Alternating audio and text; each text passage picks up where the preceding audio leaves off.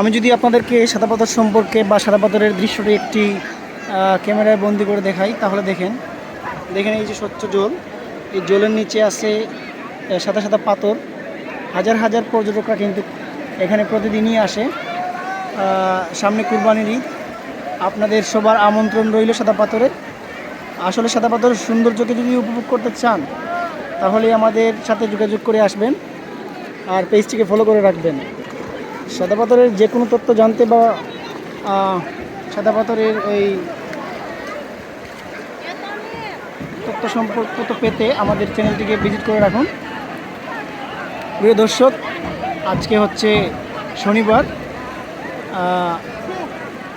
25 তারিখ, এপ্রিলের 25 তারিখ। দেখেন হাজার হাজার পর্যটকরা আসছে।